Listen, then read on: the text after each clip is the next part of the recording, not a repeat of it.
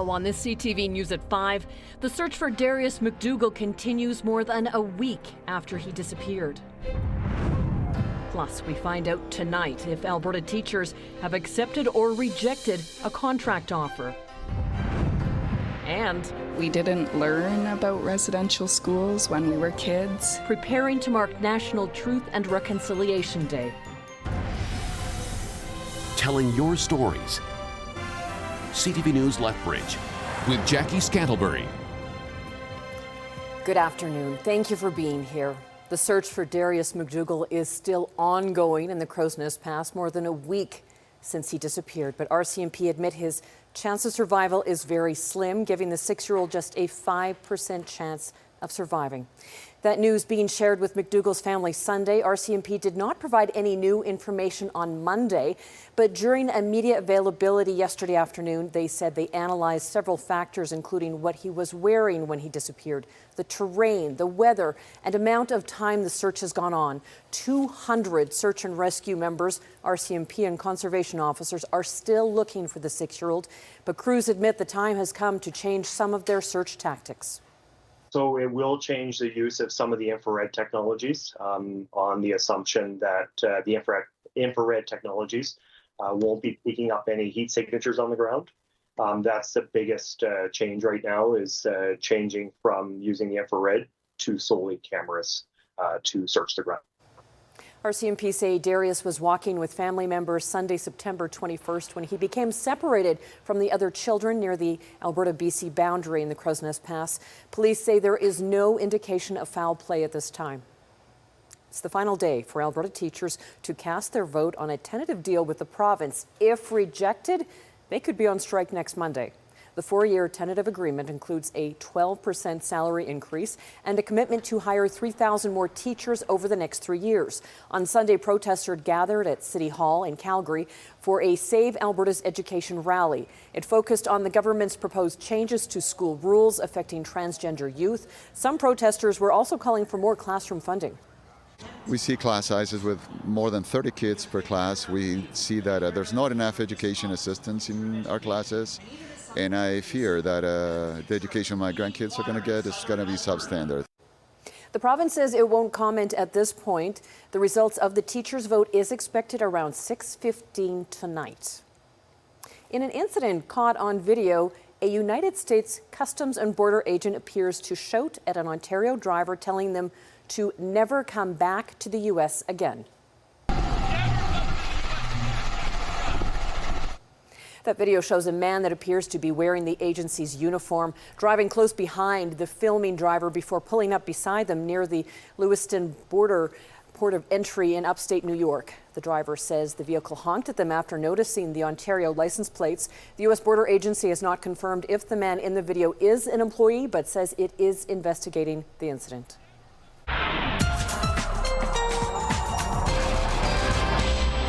Well, Danielle Savoni joins us now to tell us what to expect in the forecast this week, Danielle. Yeah, and you know, we have low 20s temperature-wise for the next couple of days, so it won't be as hot as today for most communities.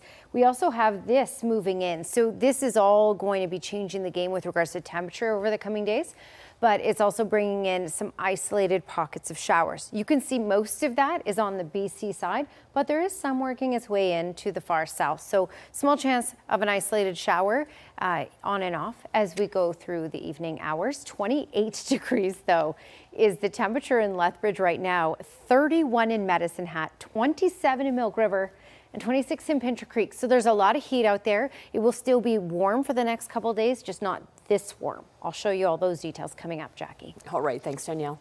Well, the province is changing the way it calculates community housing benefits for people on AISH. The change could see disabled Albertans paying up to $200 more a month for housing. Quinn Keenan explains. Assured Income for the Severely Handicapped, or AISH, provides financial and health benefits to Albertans living with disabilities or permanent medical conditions. Those who live in community housing, though, will start seeing less money each month. The province is changing how it calculates these rents to be more equitable. Well, Alberta was an outlier on this issue. The process for affordable housing measurements on rent is 30% of your income. It's a standard metric that is used across the country. ACE recipients were different than that. They're the only category that was different. The community housing benefit asks for 30% of a beneficiary's gross income to cover housing. Before the change, ACE recipients had large portions of their income exempted. Some who were paying as little as $300 a month for rent could now be paying over $500. Clients that are working, they pay a full 30%. So the federal government has noted that 30% of your gross annual income is considered affordable towards your rent. A person on ACE receives a maximum of $1,900 a month. There's some concerns from those on ACE about losing money from their fixed income. My message to Danielle Smith is, I wish you would think and care about us as much as you care about pipelines. We are right here. See us, hear us, and listen to us. Monica Van Einerstein will see her rent go up by about $100. It's a tough pill to swallow for her, but she worries about ACE recipients living close to the edge. This new housing recalculation program is going to hurt a lot of Albertan families. This recalculation program will create more homelessness, take more food off the tables from the poorest of the poor. The changes are in addition to the province's other changes with ACE funding. The updated calculations will go into effect October 1st. Quinn Keenan, CTV News, Lethbridge. High-risk Albertans can start booking their COVID and flu shots today. Appointments start on Wednesday. Phase 1 of the vaccination rollout is offering free shots to select Albertans, including healthcare workers, continuing care residents, and those with underlying or immunocompromising conditions. Everyone else will have to pay $100 for their COVID shot and are asked to wait until October 20th to start booking appointments. The province is preventing most pharmacies from offering the COVID vaccine. Instead, you have to make an appointment with a public health clinic. Rideau Hall welcoming visitors to tour the historic site, part of a special Doors Open event marking the National Day for Truth and Reconciliation. Camille Wilson has more. I think it actually goes right there. Miriam Van Nee and Aviva Hoffman-Shaw stopping by Rideau Hall Sunday morning to learn and reflect. Something that's really special with the current Governor General, who's Inuit herself. So just to see what that looks like in Rideau Hall, so mixing that indigeneity with the sort of, the particular history of this space and this place. The pair, along with dozens of others, touring the historic building for its Doors Open event, leading up to the National Day for Truth and Reconciliation. Indigenous identity. Growing up in Ottawa and in Canada, there's a lot that we did not learn. And so as adults, becoming more aware and trying to unlearn and relearn and coming to terms and deciding to take next steps is a big part of being an adult. Throughout the residence, Indigenous artwork is on display, giving visitors a chance to learn about healing through art. I think more than just reading and learning, to go into a space and have that around you and feel as though you are committing to something and moving forward. It becomes more impactful and it, sort of gets into you a little more. The Doors Open event encourages visitors to reflect on the 10 years that have passed since the release of the Truth and Reconciliation Commission of Canada's final report, and to continue reconciliation in the years to come. Doing things like this just really shows everyone's commitment to reconciliation and to honoring, the survivors as well as those who were affected by residential schools. Decorating paper hearts showing everyone's commitment to reconciliation and the 94 calls to action. We didn't learn about residential schools when we were kids, and we feel that it's really important for kids to recognize the truth behind the really negative impacts of colonization and what happened to Indigenous children. Camille Wilson, CTV News. Now, Tuesday marks National Truth and Reconciliation Day across Canada. The day, also known as Orange Shirt Day, honors the children who never returned home and survivors of residential schools, as well as their families and communities. The government designated the day as a federal stat in 2021. Truth and reconciliation events have been happening throughout the city of Lethbridge all week. Reconciliation Lethbridge will be at Legacy Park tomorrow from 10 a.m. to 3 p.m. for a Give It a Try, hosted by the Lethbridge Sports Council. Activities will include lacrosse, roller hockey, and skateboarding. All ages are welcome. Now, there will be a number of service changes tomorrow as well, including the closure of Lethbridge City Hall, the Waste and Recycling Centre, Animal Services and Public Library. City Transit will be running on a Sunday service schedule. Municipal facilities that are closed tomorrow will reopen for regulatory hours on Wednesday. Well, now to a farmer who specializes in growing some really big vegetables.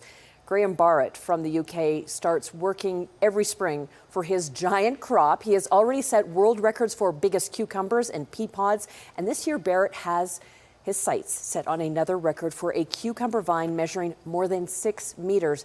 That's longer than a double-decker bus. He also has a pumpkin that tips the scales at 362 kilos. Wow.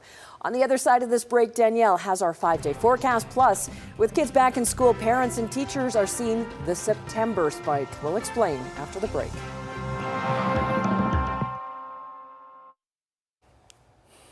All right, well, we have some cloud cover out there. We have isolated pockets of showers in the far south. And we have that potential right through tomorrow as well. So don't be surprised to see sprinkles here and there. It's hot.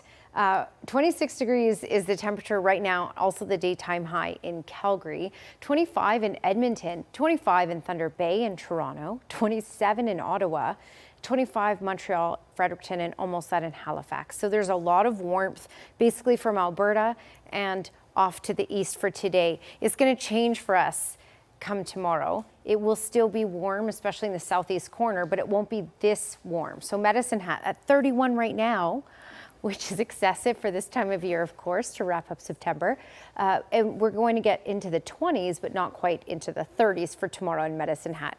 Right now, it's high 20s, Lethbridge, Milk River, 29 in Brooks, and 24 in Pincher Creek. It's not exceptionally windy. It's a little breezy in some spots. Over 50 kilometers per hour was the maximum gust in Medicine Hat, and 46 in Pincher Creek, just over 50 in Calgary, for example. So we've had some wind here and there, and it will be windy just like that for tomorrow as well, 40 to 50 kilometers per hour in most communities of the far south.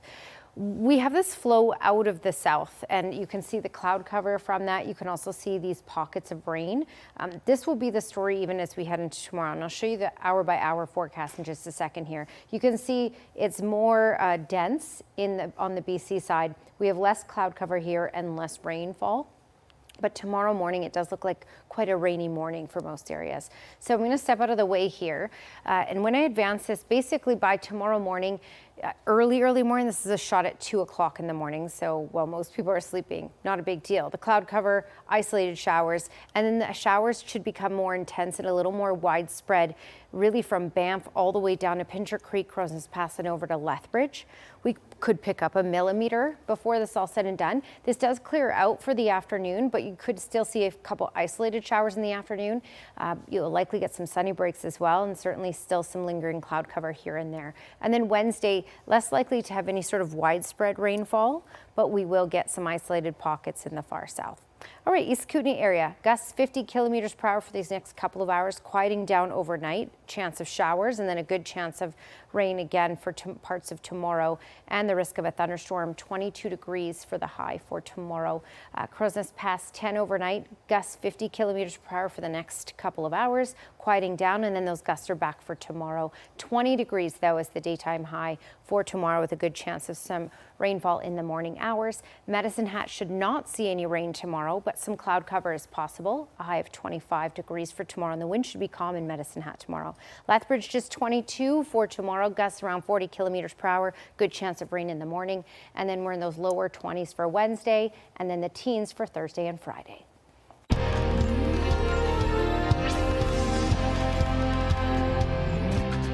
It's called the September spike, a jump in asthma attacks as kids go back to school. CTV Health reporter Pauline Chan has more on why it happens and how to prevent it.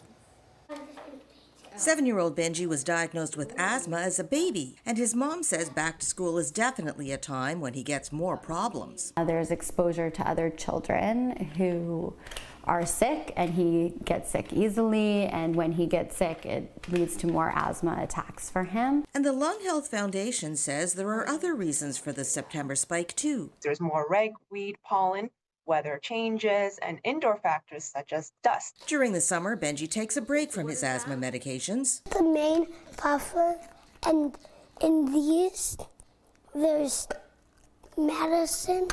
There's lots of different medicines that go in. And in September, his family reviews his asthma plan with his doctor. The need to talk to his pediatrician about whether to start the medication again or not. And his school. So the school is very much aware that he has asthma, and then if he is having a difficult episode, we send his inhaler to school with instructions for his teachers. Signs for a flare-up usually is the persistent wheezing, so there's like a rattling noise when they're breathing.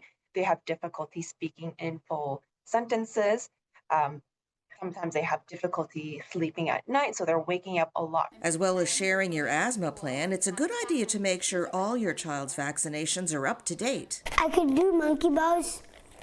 I could almost skip a bar, but I can't yet. So kids like Benji can have a healthy and successful school year. Pauline Chan, CTV News.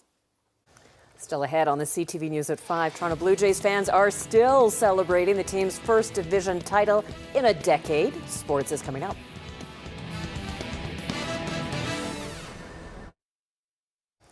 Lethbridge Hurricanes played a pair of games this weekend. They were looking for a bit of momentum after splitting their first weekend of the season. Canes got out to a hot start Friday against the Saskatoon Blades, scoring 3 unanswered in the first 12 minutes. The Blades slowly chipped away at the lead, and they would have it tied at 3 headed into the third. Early in the final frame, Dominic Peter scored what would be the game winner for the Blades, and they would win 5-3. Saturday, that was the opposite for Lethbridge as they went down 2-0 early, but a pair of goals from Luke Cousins and Shane Smith would tie the game. Early in the third, however, Taylon Brigley scored to give Red Deer a lead they would never give up. The Rebels went on to win 4-2. Medicine Hat Tigers were also on the ice this weekend. Friday night against Swift Current was a game to forget. After the Tigers struck first, Broncos scored 6 unanswered to take control of this one. Medicine Hat went on to lose 6-3.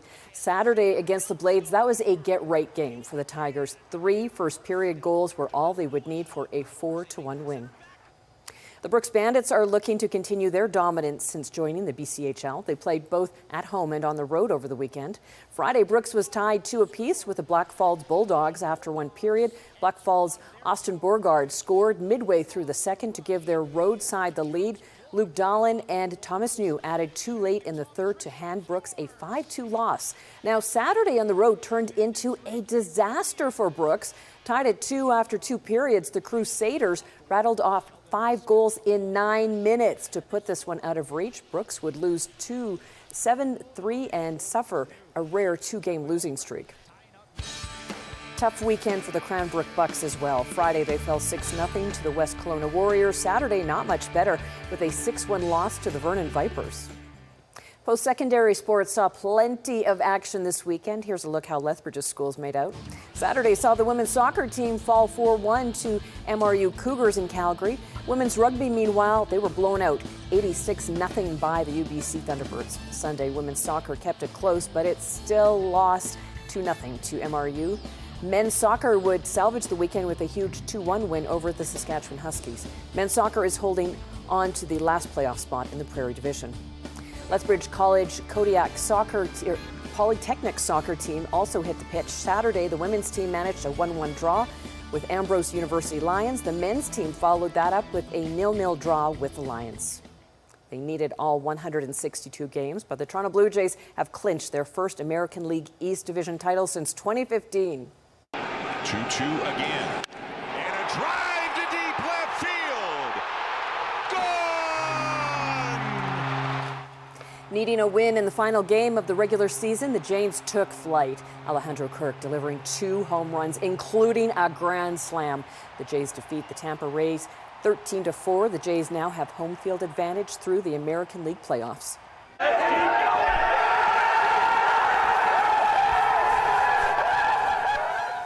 Clinching a division win means the Jays skip the wild card round with a bye. Players will rest for a week. The Jays now have home field advantage through the American League playoffs. Toronto hosts the division series on Saturday against either New York Yankees or Boston Red Sox.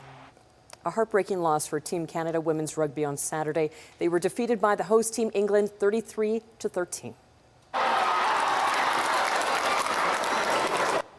Rugby fans across Alberta tuned in hoping for an historic win. Canada played in front of a sold-out crowd estimated to be around 82,000 people. Still ahead on the CTV News at 5, we introduce you to Kyle's Raven art when we come back.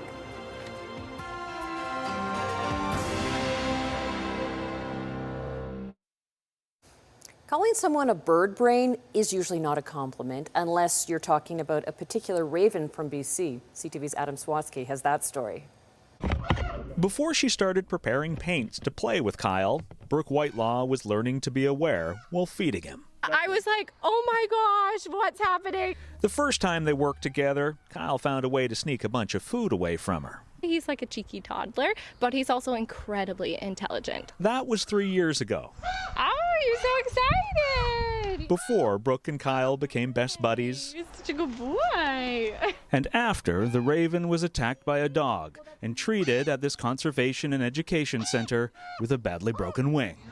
Normally a bird would not have a good quality of life without a wing. But Robin Radcliffe, the director of the Raptors Center, says Kyle's personality was proving to be anything but normal. He was running around, jumping on people's shoulders, sitting in our lap. So, after much thought, they decided, instead of euthanization, to try amputation.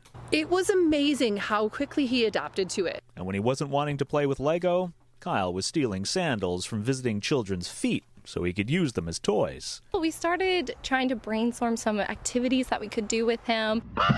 The first thing they taught Kyle was recycling. And our message there was, if a one-winged raven can recycle, so can all of us. But if that one-winged raven is also fueled by overcoming challenges and mastering skills, you need to keep teaching him something new. They are considered to have about the intelligence of a 3-year-old child, and so you definitely see that. So they decided to cultivate Kyle's creativity. Good job. At first, Kyle put paint everywhere but the canvas and occasionally ripped up that sponge in frustration. But once he got it, the raven seemed to relish it. He is very food motivated, but I also think it's rewarding for him to be able to figure something out. And while his people appreciate the work he does, It's a beautiful abstract painting. they're even more inspired by how Kyle overcame adversity to excel at it. He's so happy and he has so much fun. And no doubt Kyle will be so excited when he finds out that the next skill they're going to teach him is soccer. Adam Sawatsky, CTV News, Duncan. Thank you for sharing this time with us. Now here's the early edition of the CTV National News.